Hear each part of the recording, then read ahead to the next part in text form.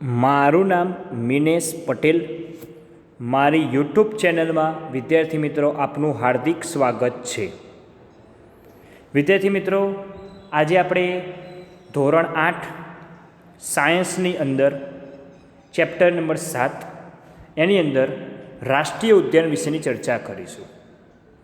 તો વિદ્યાર્થી મિત્રો, રાષ્ટ્રીય ઉદ્યાન આપણે આપણા રાજ્યની અંદર, આપણા દેશની અંદર અલગ અલગ પ્રાણી સંગ્રહાલયો થઈ ગયા, અભયારણ્યો થઈ ગયા, રાષ્ટ્રીય ઉદ્યાનો પણ થઈ ગયા. તો આપણે રાષ્ટ્રીય ઉદ્યાન વિશેની ચર્ચા કરીએ કે રોડની જો કોઈ એક સાઈડ હોય ને એના પર એક બોર્ડ લગાવ્યું હતું અને ત્યાં એક લખેલું હતું કે સાતપુડા રાષ્ટ્રીય ઉદ્યાન. તો વિદ્યાર્થી મિત્રો, આ બધું હિસ્ટ્રી કહેવાય, એટલે કે તમને જાણવાની ઉત્સુકતા વધારે હોય છે. અહીંયા બે વિદ્યાર્થીઓ છે, પહેલી અને બુજો. એમને આવા બધા વિશે જાણવાની બહુ જ ઉત્સુકતા હોય છે. તમે કોઈ પ્રાણી સંગ્રહાલયની મુલાકાતે ગયા હોય તો ત્યાંના તમને પ્રાણીઓની અલગ અલગ જાત જોવા મળે, તો એ જાત વિશે તમે જાણવું જરૂરી છે.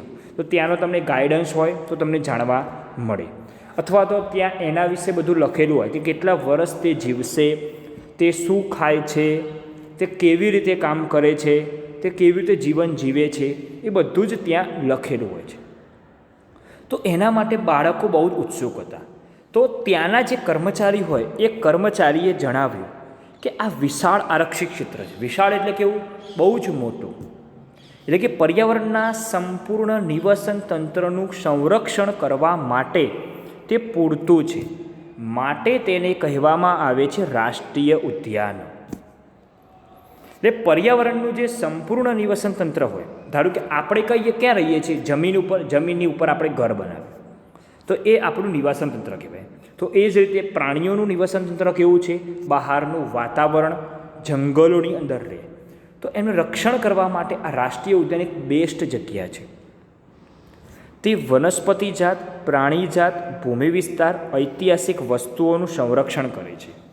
તે વનસ્પતિની જાત, પ્રાણી જાત, ભૂમિ વિસ્તાર તથા ઐતિહાસિક વસ્તુઓનું શું કરે છે? તે સંરક્ષણ કરે. હવે સાતપુડા રાષ્ટ્રીય ઉદ્યાન ભારતનું પ્રથમ આરક્ષિત જંગલ છે. કયું જંગલ છે? સાતપુડા રાષ્ટ્રીય ઉદ્યાન ભારતનું પ્રથમ આરક્ષિત જંગલ છે અને તે પ્રખ્યાત છે. હવે આગળ કે સાતપુડા જે જંગલ છે એ જંગલની અંદર અલગ અલગ પ્રકારના શાક જોવા મળે. શાક એટલે શાકનું લાકડું. ભારતની અંદર 100થી વધારે રાષ્ટ્રીય ઉદ્યાન આવેલા છે.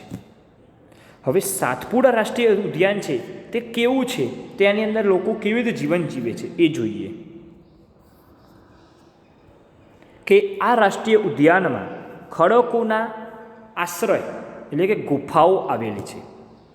તે આ જંગલોમાં મનુષ્યની ગતિવિધિઓની પ્રાગૈતિહાસિક સાબિતી છે. એટલે કે આપણને શું કરે? તો આદિમાનવના જીવન પર ખ્યાલ આપો. પહેલાંના જમાનામાં આદિમાનવો રહેતા હતા. આદિવાસી લોકો એ એમનો એક વિસ્તાર હોય, અલગ હોય, ત્યાં રહેતા હતા. પથ્થરોની આ ગુફા હતી. ચિત્રકામ જોવા મળે. પંચમઢી જૈવાવરણ આરક્ષિત ક્ષેત્ર હોય એ વિસ્તારની અંદર 55 ગુફાઓની ઓળખ થાય. કઈ ગુફાઓની ઓળખ થાય છે? 55 ગુફાઓની. અને આ કલાકૃતિઓમાં પ્રાણીઓ તેમજ મનુષ્ય લડતા, શિકાર કરતા, નૃત્ય તેમજ વાદ્ય યંત્રો વગાડતા દર્શાવવામાં આવે છે. અને આજે પણ ત્યાં આદિવાસી લોકો જંગલની અંદર રહે છે, કારણ કે તેમણે તેમનું વાતાવરણ હદે છે. એટલા માટે તે પોતાનું નિવાસન તંત્ર તરીકે તેનો ઉપયોગ કરે છે. હવે બાળકો આગળ વધ્યા જોવા માટે. ત્યાંના જે બે બાળકો જોવા ગયા હતા આ વિસ્તાર આગળ વધે, એક બોર્ડ જોવા મળ્યું. ત્યાં લખ્યું હતું સાતપુડા વાઘ વિસ્તાર. તો માધવજી શું કહે છે કે આપણી સરકારે વાઘના સંરક્ષણ માટે પ્રોજેક્ટ ટાઈગર અમલમાં મૂક્યો. એટલે કે અત્યારે અલગ અલગ જગ્યાએ ગવર્મેન્ટના આ શું છે? ગવર્મેન્ટના આ જગ્યાઓ ચાલતી હોય છે. એટલે કે ગવર્મેન્ટ આ પ્રોજેક્ટ આપે છે બનાવવા માટે કે અહીંયા ભાઈ એક રાષ્ટ્રીય ઉદ્યાન બનાવવું જ પડે. તો આ પ્રોજેક્ટનો ઉદ્દેશ આપણા દેશમાં વાઘના જીવન અને વાઘની વસ્તીની જાળવણી કરવાનો હતો. શું કરવાનો હતો? વાઘનું જીવન બદલવાનો હતો અને વાઘની વસ્તીની જાળવણી કરવાનો હતો. હવે એના પછી આપણે આગળ જોઈએ કે આ જંગલમાં વાઘ જોવા મળે છે, તો શું એ વાઘ આપણે જોઈ શકીએ? આવો પ્રશ્ન બે વિદ્યાર્થીઓમાં થયો.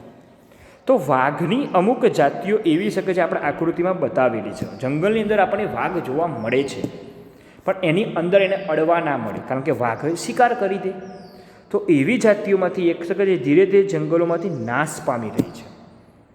પરંતુ સાતપુડા આરક્ષિત વિસ્તાર છે, ત્યાં વાઘની સંખ્યામાં વધારો થયો, કારણ કે ત્યાં નિવસન તંત્ર છે, એટલે કે તેમને રહેવા માટે જગ્યા મળી રહે છે, તેમને પોતાનું ખાવાનું મળે છે, પોષણ મળે છે, આહાર મળે છે, પાણી મળે છે, તેમના જતન કરવાવાળા લોકો મળે છે. એટલે કે તે સંરક્ષણનું આગવું ઉદાહરણ છે. કોઈક સમય આકૃતિમાં દર્શાવ્યા પ્રમાણે તમને સિંહ, હાથી, જંગલી ભેંસ આવું બધું જોવા મળે. તો જો વિદ્યાર્થી મિત્રો, આ છે વાઘની આકૃતિ. આ વાઘ થયો કે આ કહેવાય વાઘ. પછી સાબર આકૃતિમાં જોવા મળે છે, આ થઈ ગઈ સાબર, આને કહેવામાં આવે છે સાબર. તો અલગ અલગ પ્રાણીઓની જાતિઓ આપણને પ્રાણી સંગ્રહાલયમાં એટલે કે રાષ્ટ્રીય ઉદ્યાનમાં જોવા મળે છે. હવે રાષ્ટ્રીય ઉદ્યાનમાં જોવા મળે એવા પ્રાણીઓ કે જેની સંખ્યા એક નિર્ધારિત સીમાથી કેવી હતી? ઓછી થઈ જાય. અને તે કેવી છે? તો કે તે લુપ્ત થઈ શકે છે. તો આવા પ્રાણીઓને નાશપ્રાય જાતિ કહે છે. કઈ જાતિ કહે છે આવા પ્રાણીઓને?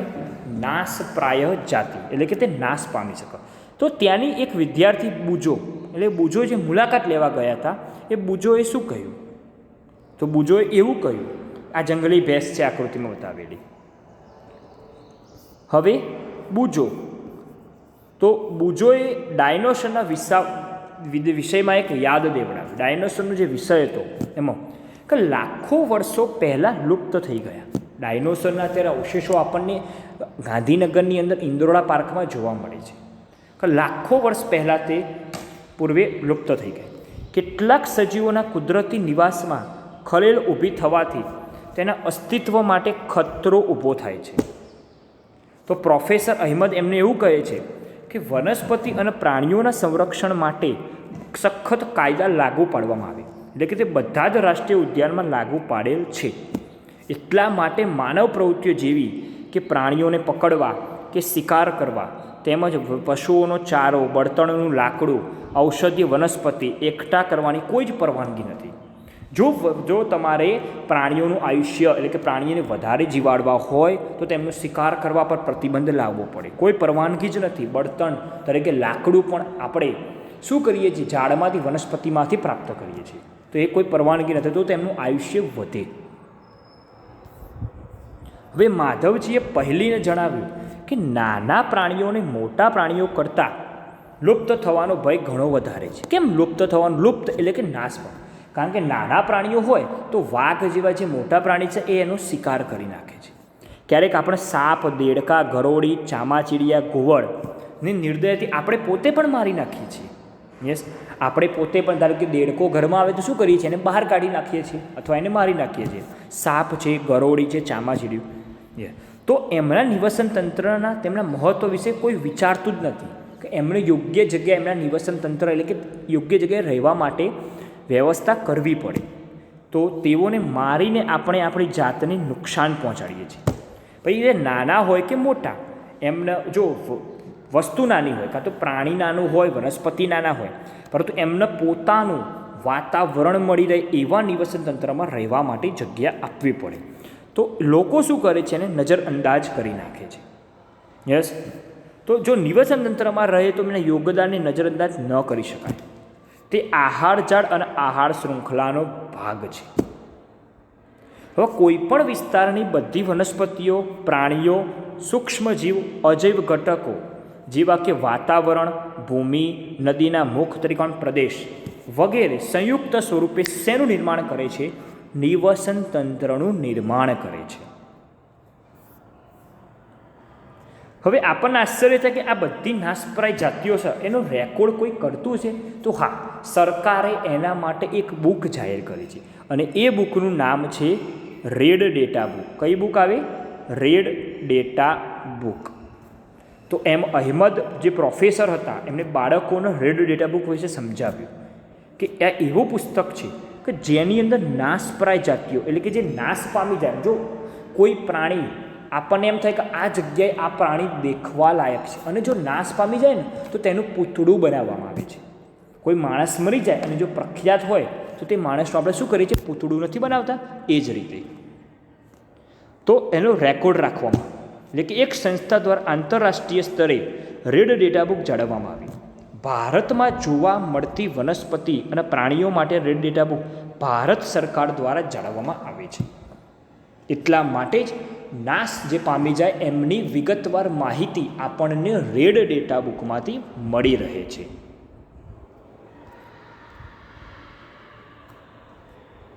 હવે આગળ સ્થળાંતરણ. સ્થળાંતરણ એટલે શું કે ધારો કે આપણે પહેલાં આપણું ઉદાહરણ આપીએ કે આપણે પોતે કોઈ એક જગ્યાએ, કોઈ એક ઘરમાં, કોઈ એક સોસાયટીમાં રહીએ છીએ.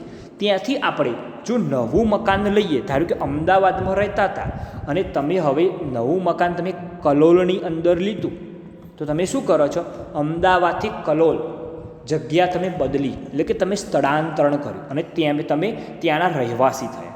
તો એવું જ સ્થળાંતરણ આપણે પ્રાણીઓ માટે કરવું પડે. કારણ કે પ્રાણીઓ છે, જો અમુક પ્રાણીઓને જે જગ્યાએ રહેતા હોય એ જગ્યાએથી જો બીજી જગ્યાએ જવામાં આવે તો અમુક પ્રાણીઓ મૃત્યુ પણ પામી જાય. કેમ? કારણ કે તેમને પોતાનું નિવસન તંત્ર નથી મળતું, યોગ્ય સંરક્ષણ નથી મળતું. એટલા માટે તો માધવજીના માર્ગદર્શન હેઠળ ભ્રમણ કરતું ગાઢ અસ્તિત્વમાં આવી જંગલમાં પ્રવેશ્યું. એક તવા સરોવર, સરોવરનું નામ શું હતું? તવા સરોવર. નજીક એમણે થોડોક સમય પસાર કર્યો. તવા સમય આરામ કરવા બેઠા તો એ વખતે પણ પહેલી અને બુજોએ તો નદીની નજીક કેટલાક પક્ષીઓ જોયા. તો માધવજી જણાવે છે કે અહીંયા જે આવનારા પક્ષીઓ છે એ પક્ષી દુનિયાના અન્ય વિસ્તારમાંથી આવીને અહીંયા રહે છે. કારણ કે તેમને તેમનું નિવસન તંત્ર મળે છે, તેમને પોતાનું સંરક્ષણ કરવા માટે લોકો એમને કાળજી આપે છે, સમય એમને પીવાનું, ખાવાનું, પાણી બધું જ આપે છે.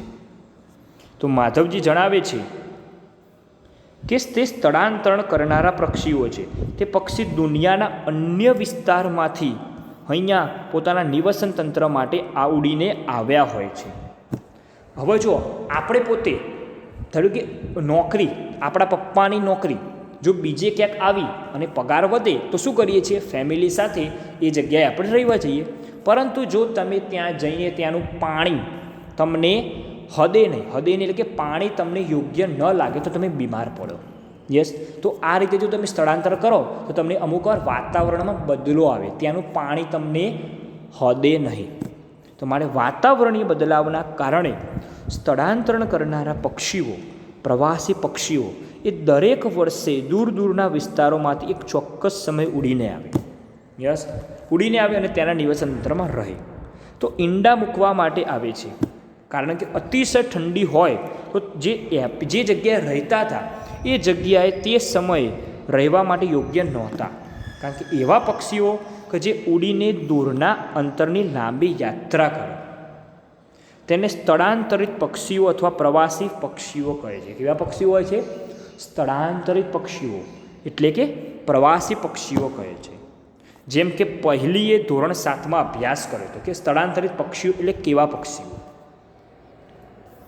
હવે આગળ કાગળનું રિસાયકલ એટલે કે આપણે કહીએ છીએ કે કાગળ હોય, લખી કાઢીએ છીએ, પછી કાગળને આપણે શું કરીએ છીએ, પસ્તીમાં આપી દઈએ છીએ. તો એ પસ્તીવાળા ભાઈ શું કરે, ફેક્ટરીમાં લઈ જાય, એ કાગળ ફેક્ટરીમાં આપે અને ફેક્ટરીવાળા નવો કાગળ ઉત્પન્ન કરે. એટલે કહીએ છીએ ને કે વેસ્ટમાંથી બેસ્ટ. તો પ્રોફેસર અહેમદે બાળકોનું ધ્યાન વન નાબૂદીના એક અન્ય કારણ તરફ દોર્યું. યસ, તો એમણે કીધું કે 1 ટન જો કાગળ આપણે પ્રાપ્ત કરવો હોય તો પૂર્ણ વિકસિત 17 વૃક્ષોને કાપવામાં આવે છે અને આપણા કાગળની બચત કરવી જોઈએ. તો અહેમદ એ પણ જણાવે છે કે ઉપયોગ માટે કાગળને 5 થી 7 વખત મશીનની અંદર રિસાયકલ કરવામાં આવે છે. યસ, હવે એ જ રીતે જો કોઈ વિદ્યાર્થી કાગળની બચત કરે, એક જ કાગળની બચત કરે તો 1 વર્ષમાં આપણે અનેક વૃક્ષોને બચાવી શકીએ. કારણ કે કાગળ ક્યાંથી પેદા થાય છે? વૃક્ષના લાકડામાંથી. તો તેનો પુનઃ ઉપયોગ તેમજ રિસાયકલ કરવું જોઈએ. તેની મદદથી માત્ર વૃક્ષોને જ બચાવીશું એવું નથી, પરંતુ કાગળ ઉત્પાદનના ઉપયોગમાં લેવાતું જે પાણી હોય ઉર્જાની પણ બચત કરી શકાય. એટલે હા, ઉપયોગ કરવો હોય ત્યારે તમે કાગળનો ઉપયોગ કરી શકો છો, પરંતુ બિન ઉપયોગી કાગળ ના વાપરશો. કારણ કે અત્યારે બાળકો શું કરે છે, કાગળનો ઉપયોગ વિમાન રમવા માટે કરે છે, એટલે કે વિમાન બનાવીને તેને ઉડાવે છે. તો એ બધું વેસ્ટ છે. કાગળનો બચાવ નથી કરી શકતા, એટલે કે વૃક્ષનો બચાવ આપણે ના કરી શકીએ. એટલા માટે આવું કરવું પડે.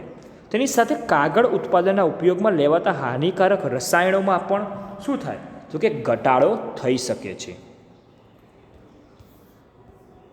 હવે વન નાબૂદીનું કોઈ કાયમી નિવારણ છે? તો એના માટે આપણે કોઈ એક નિવારણ જોવું પડે.